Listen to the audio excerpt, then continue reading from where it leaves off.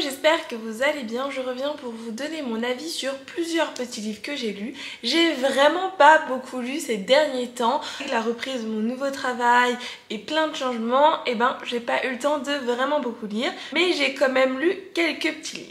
Avant toute chose, si vous aimez bien ma chaîne YouTube, n'hésitez pas à vous abonner, ça me fait vraiment super plaisir et aussi ça permet de soutenir et de faire évoluer ma chaîne. J'ai lu Rien ne sert de courir, écrit par Maritza Jaillet, publié chez la maison d'édition Le Labyrinthe de Théa, que j'ai reçu en service presse. Dans cette histoire, on est en 2103 et on est dans une société qui a été marquée par l'effondrement, mais aussi par le recul des droits des femmes. Nous sommes au royaume du Cid, qui en fait c'est le pays qui a été divisé en petits états, et nous sommes dans le royaume du Cid. C'est donc là que nous allons suivre l'histoire de Morgane, qui vit avec sa famille depuis toujours. Leur mère a abandonné la famille et donc est partie, et Morgane essaye de faire survivre la famille en sacrifiant une partie de sa vie en travaillant à la verrerie. Au lendemain du mariage de sa sœur, toute sa famille disparaît, mais elle se retrouve dans un endroit qu'elle ne connaît pas. Et donc c'est comme ça que l'histoire commence et Morgane va essayer de trouver où est sa famille et qu'est-ce qui a bien pu leur arriver. Avec la maison d'édition Le Labyrinthe de Théa, à chaque fois qu'il y a un livre, il y a en même temps la musique qui l'accompagne. Et ce que j'ai bien aimé, c'est qu'on peut lire en même temps d'écouter de la musique. J'aime beaucoup la musique et c'est quelque chose que j'apprécie énormément. Et je lis énormément en musique parce que je trouve que ça m'aide bien. Enfin, j'aime beaucoup lire en musique. Bon, ça m'arrive de lire dans un silence complet, mais aussi j'aime bien lire en musique et je trouve ça vraiment sympa de faire ça.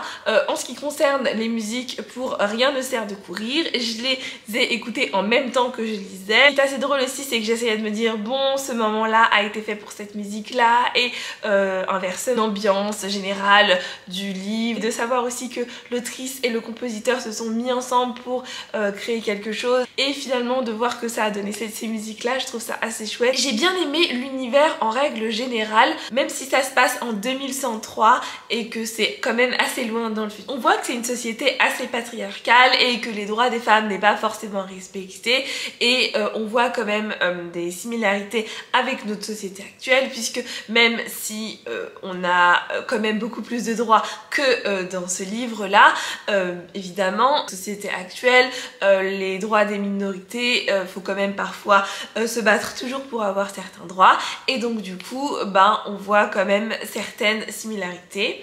J'ai bien aimé le personnage de Morgane, elle est toujours à la recherche de sa famille et on voit vraiment que c'est l'aînée d'une fratrie. Je sais pas comment expliquer, mais elle a cette vibe d'aînée. Bon, on sait que c'est l'aînée, mais elle a cette vibe d'aînée parce que j'ai un peu la même vibe dans le sens où on protège les plus petits, on fait toujours attention aux plus petits, on essaye de subvenir à leurs besoins, en tout cas plus particulièrement sur les aînés, mais encore plus quand ce sont des filles, et on a parfois cette charge en plus qui est d'être une deuxième maman dans certaines cas de figure et dans les cas de famille les plus nombreuses, et donc j'avoue que j'ai retrouvé ça dans cette histoire, et ça m'a fait penser un peu à moi, puisque que je le veuille ou non, je suis une aînée, et mine de rien, j'ai quand même eu ce poids d'être une aînée de la famille. Bien aimé cette particularité-là, et qu'elle fasse toujours attention à sa famille, à ce qu'il soit bien, tout ça, même si c'est quand même une grande responsabilité, et une responsabilité qui n'est pas censée être la sienne, j'ai quand même bien aimé, puisque c'est censé être la responsabilité des parents. J'ai bien aimé son personnage, essayer de comprendre qu'est-ce qui s'est passé. Elle aime beaucoup savoir ce qui se passe dans sa famille, elle est aussi curieuse par rapport à ce qui se passe avec son père, elle a beaucoup de questions, et ça j'avoue que j'ai vraiment bien aimé. Moyennement aimé le personnage de Mathieu, je ne l'ai pas détesté, mais je dirais que il a son caractère, il est spécial, et parfois j'avais envie de lui dire non mais t'abuses, c'est la mec, fais un effort, fais quelque chose, communique, sinon je vais communiquer à ta place en fait. Et donc c'est juste ça qui m'a énervée. Mais sinon, une fois qu'on a cerné le personnage et une fois qu'on le connaît un peu plus, ça va, on s'attache un peu à lui en tout cas. Au début, j'avais juste envie de lui dire vas-y communique, fais un effort, fais quelque chose parce que là tu m'agaces. Mais au fur et à mesure de l'histoire, on se dit ouais c'est quand même un peu mimes, donc ça va, je l'accepte de mieux en mieux avec moi au fur et à mesure de l'histoire. Ce que j'ai bien aimé aussi, c'est Morgane va faire un petit périple parce que bah, du coup elle est à la recherche de sa famille, donc elle va faire un petit périple et de voir les différences de là d'où elle vient et des endroits dont elle va découvrir. Vraiment bien aimé ces moments là où elle découvre d'autres, je peux pas vraiment dire d'autres cultures, mais en tout cas elle découvre d'autres façons de vivre, je dirais, et j'ai bien aimé voir la différence entre les plusieurs endroits là où elle va et de là d'où elle vient. J'avais déjà lu la première version, mais c'était il y a longtemps, peut-être il y a 3 ou 4 ans, donc honnêtement de l'eau a coulé sous les ponts et je ne m'en souvenais pas beaucoup. Je me souvenais de certaines choses, notamment les caractères des personnages et tout, mais sinon honnêtement je m'en souvenais de plus grand chose. Et étant donné que je n'ai pas fait les choses à moitié, puisque je me suis dit bon bah j'ai relu du coup, enfin j'ai relu, c'était vraiment comme une découverte puisque bah, je m'en souvenais plus grand chose, et donc je me suis dit bon bah autant relire aussi la nouvelle. J'en ai donc profité pour lire Noël au Royaume du Sud, en tout cas relire, mais honnêtement je me souvenais de plus grand chose, je me souvenais juste que c'était Noël et en même temps c'était dans le titre, donc c'était un peu évident. Pour cette nouvelle là, vous n'avez pas du tout besoin de le lire avant Rien ne sert de courir. Vous pouvez lire totalement après ou avant. Moi j'ai fait le choix de le lire après. Réfléchissant à ce que j'allais dire dans ma chronique, je me suis dit que ça serait sympa de du coup parler en même temps de la nouvelle, comme ça permet d'avoir tout l'univers du Royaume du Sud réuni en une seule vidéo. Et moi je me suis dit que ce serait plus sympa d'avoir un avis un peu plus global. C'est une toute petite nouvelle, franchement ça se lit en peut-être une demi-heure, c'est très rapide à lire. Dans cette histoire là, ça se passe avant les événements de Rien ne sert de courir. On peut totalement le lire avant ou après Rien ne sert de courir, peu importe. Dans cette histoire, on suit la famille de Morgane du coup avant ces événements là, au moment de Noël, et on se sent qu'il y a quelque chose qui se prépare, mais on sait pas trop quoi. Ce que j'ai bien aimé, c'est qu'on voit plus en profondeur les relations familiales de Morgane avec tous ses frères et sœurs, que dans Rien ne sert de courir c'est assez effleuré, même si on a des éléments, on a certaines informations. Je trouve que on les voit pas beaucoup en fait. Enfin, la majorité de l'histoire de Rien ne sert de courir n'est pas autour des frères et sœurs, c'est autour de Morgane. On s'intéresse pas trop à ses frères et sœurs dans ce côté là. Et dans Noël au Royaume du Sud, on voit un peu plus les relations entre frères et sœurs, et ça c'est ce qui manquait un peu, bah oui tu dis, et ça c'est ce qui manquait un peu dans Rien ne sert de courir, du moins ce qu'on avait moins, et donc je trouve que les deux se complètent parfaitement. Je vous conseille pas forcément de le lire avant ou après, je trouve que les deux ça a son intérêt. Si vous n'avez jamais découvert La plume de Maritza Jaillet, peut-être que vous préférez commencer par le Royaume du Sud, préférez commencer par Rien ne sert de courir et ou par l'histoire principale, c'est tout aussi bien. En tout cas moi j'ai passé un très bon moment, que ce soit avec le roman Rien ne sert de courir ou que ce soit avec la nouvelle le Noël au Royaume du Sud. J'ai vraiment bien aimé les deux. Bon, ça m'apprendra à ne pas vider ma carte mémoire parce que ça s'est arrêté. J'espère que ça a enregistré ce que j'ai dit parce que ça fait 20 minutes que je suis en train de filmer cette vidéo, donc ça a intérêt à s'enregistrer. Enfin bon, c'était une très bonne lecture et en tout cas je suis très contente. Bien aimé la fin, je trouve qu'elle était logique et que ça s'accordait avec toute cette histoire. Mais j'avoue que je suis un peu triste de quitter cet univers et j'aurais bien aimé quelque chose d'autre, enfin une nouvelle après, quelque chose d'autre, des nouvelles de nos personnages pour savoir si ça va finalement quelques années après, 20 ans après, pour savoir ce qu'ils deviennent et tout, s'il leur arrive de nouvelles péripéties. Bon, je suis quand même contente de cette fin et je comprends qu'il n'y ait pas de suite. Ensuite, j'ai lu Diamant de givre, écrit par Mélissa Mimouni. Je vous en avais parlé vraiment très brièvement dans mon vlog précédent. C'est publié aux éditions Lasca et que j'ai reçu également en service presse. Nous sommes à Malbalade et nous allons suivre l'histoire de Tiziriel qui naît enfant de la nuit et son pouvoir en fait tout simplement c'est d'absorber le pouvoir des autres gens. Ce qui fait d'elle une malédiction aux yeux de son village. Mais ça fait d'elle une bénédiction aux yeux du roi qui va l'en transformer en élite de la garde du roi. Elle se voit confier une mission de la plus grande importance alors qu'une invasion menace son pays. Elle doit retrouver Ramila, qui est une enchanteresse qui aurait créé le désert. On va donc la suivre dans toute cette quête et dans tout son périple pour essayer qu'elle retrouve Ramila. Mais juste un peu de contexte concernant ce livre, parce que à la base il devait sortir dans une autre maison d'édition.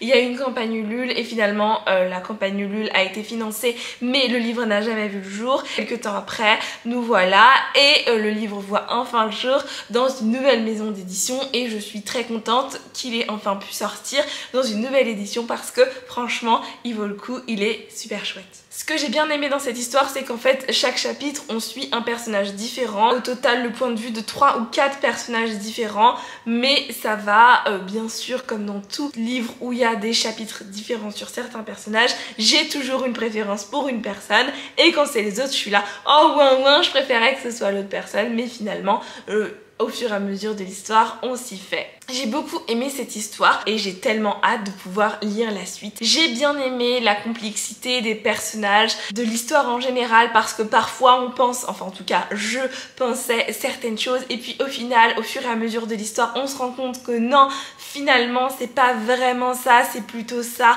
On a enfin l'explication et j'ai beaucoup aimé me creuser les méninges et essayer de comprendre qu'est-ce qui s'est passé, comment ça a été fait. Je pense que c'est aussi le fait d'avoir plusieurs points de vue qui créent ça parce qu'on comprend certaines choses de certaines personnes et puis finalement on voit réellement ce qui s'est passé. L'histoire nous dit pas tout et ça j'ai vraiment bien aimé. C'était super agréable à lire, c'était top, j'ai pas vu le temps passer, ça se lit tellement facilement. J'ai passé un tellement bon moment, je suis très contente. La seule chose négative que j'ai à dire c'est bon il sort quand le tome 2 parce que j'ai envie de lire la suite et donnez-moi la suite en fait, c'était trop chouette, je fais lire la suite.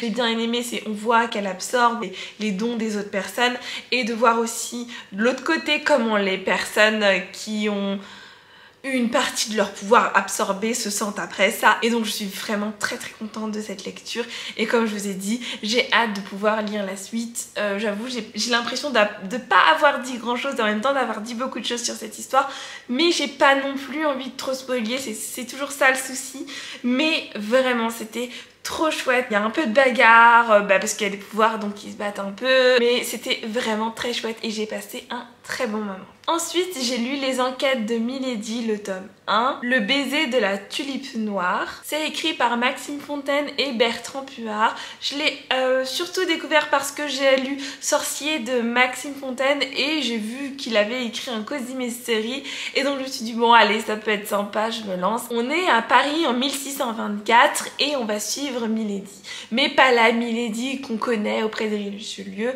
la Milady d'avant ça. Elle arrive en France pour ouvrir une boutique de thé sous le nom de Christabel. C'est une nouveauté qui arrive à Paris et qui intéresse les personnes les plus curieuses. Évidemment, on est dans un cozy mystery, donc c'est derrière la façade de thé qu'elle se crée un petit autre commerce de détective. Elle est toujours prête à rendre service à n'importe qui si ça peut lui rapprocher du pouvoir. C'est comme ça que Aude de Montagnac va la rencontrer et Milady va l'aider. Dans le château de Aude de Montagnac, il y a des vols qui sont commis et elle aimerait une réponse pour savoir mais qu'est-ce qui se passe en fait dans le château. Elle comprend pas comment ces vols ont lieu et qu'est-ce qui arrive. Évidemment, on est dans un cozy mystery, donc derrière les vols, il va se cacher un meurtre que notre chère Milady va tenter de résoudre. La victime de ce meurtre, c'est un noble qui gît sur un lit de tulipe noire. C'était une lecture intéressante. Je n'ai jamais lu Les Trois Mousquetaires,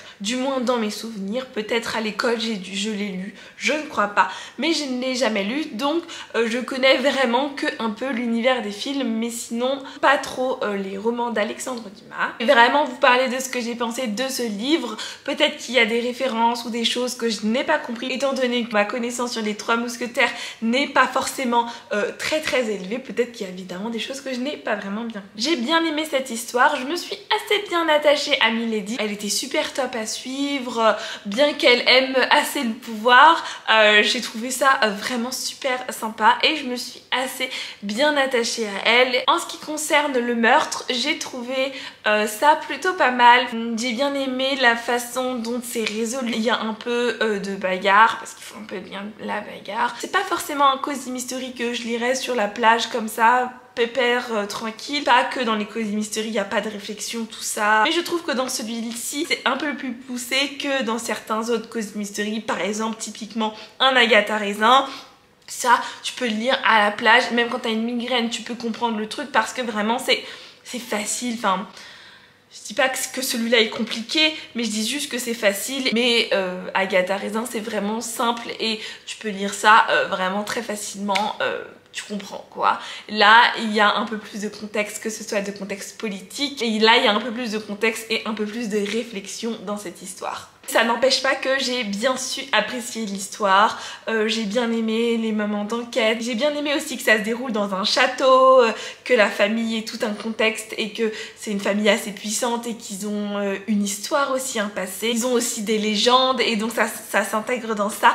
Et ça, j'ai bien aimé que ça se déroule dans un château avec une famille puissante et tout. J'ai trouvé ça vraiment sympa et que ce soit pas forcément toujours non plus évident pour Milady de mener son enquête. Si vous aimez bien peut-être un peu cet univers là, peut-être que ça pourrait vous plaire. En tout cas moi ça m'a bien plu, c'était assez sympa. Peut-être que je lirai la suite, je sais pas encore parce que j'avoue que je commence beaucoup de séries et je les termine jamais, mais j'essaye de en terminer, mais du coup je peux pas tout faire, mais c'était plutôt une bonne lecture et je suis contente.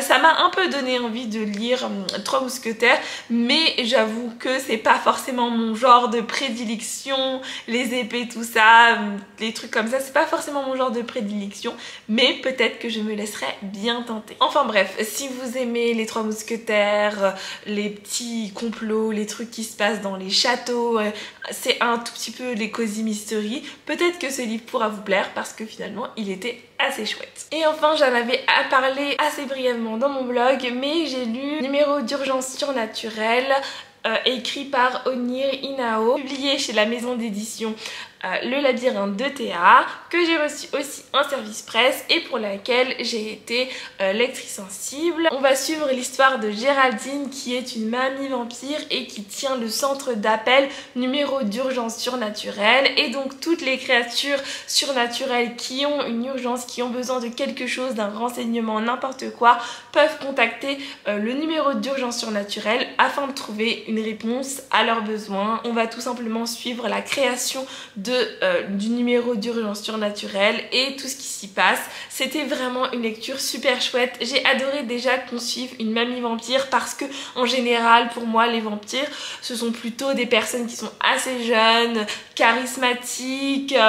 Voilà, je dis pas qu'elle n'est pas charismatique Géraldine, loin de là, mais ce que je dis c'est que c'est une mamie, c'est un peu différent que de suivre une personne jeune vampire, et donc je trouve ça assez chouette. J'ai bien aimé suivre toute l'évolution de la création du numéro d'urgence surnaturelle, de voir comment ils ont réfléchi, comment ils ont pensé ça. C'était vraiment chouette de savoir comment c'est arrivé à la création de ce centre d'appel. C'était une lecture vraiment très chouette dans cet univers. J'aime beaucoup l'univers qui a été créé par Onir Inao. J'en apprends beaucoup plus sur l'univers qui est beaucoup plus global de ce qui a été créé, et ça c'est vraiment trop chouette. J'ai hâte du coup d'en savoir plus sur cet univers et j'espère qu'il y aura d'autres sorties sur ce même univers parce que je trouve ça trop chouette. Puisque c'est dans le même univers que Malgré ma mort et on voit quelques petites similarités. Ça peut très bien se lire indépendamment, il n'y a pas de souci, mais je trouve ça bien de lire les deux parce qu'en fait finalement on rentre en plus en profondeur dans cet univers. J'aime beaucoup la couverture, je trouve qu'elle est assez chouette puisqu'en fait ça représente un peu la carte de visite que les personnes qui sont surnaturelles peuvent trouver avec le numéro à composer, et donc j'avoue que j'aime beaucoup cette couverture et je trouve qu'elle est super sympa. C'est une petite nouvelle donc ça se lit très facilement, peut-être en 1 heure, ça se lit vraiment très rapidement, mais c'est pas parce que ça se lit rapidement que c'est pas du tout qualitatif, au contraire j'ai trouvé ça vraiment très bien fait et très contente de l'avoir lu. Je vais pas vous en dire beaucoup plus parce que à force je vais finir par vous spoiler et c'est quelque chose que je n'aimerais pas, mais si ça vous intéresse et si vous aimez les créatures surnaturelles. Enfin bon, voilà pour ces quelques livres que j'ai lus ces derniers temps. J'ai pas lu beaucoup, comme vous le voyez, je suis un peu sur un rythme doucement, mais c'est pas grave, ça va revenir. J'espère que cette vidéo vous a plu. N'hésitez pas à me dire dans les commentaires si certains livres vous intéressent ou si vous avez peut-être déjà lu certains livres et que vous voudriez donner votre avis. Je vous remercie d'avoir regardé cette vidéo jusqu'au bout. N'hésitez pas à me suivre sur les réseaux sociaux où j'essaye d'être un peu plus active. Je vous remercie d'avoir regardé cette vidéo et je vous fais des bisous.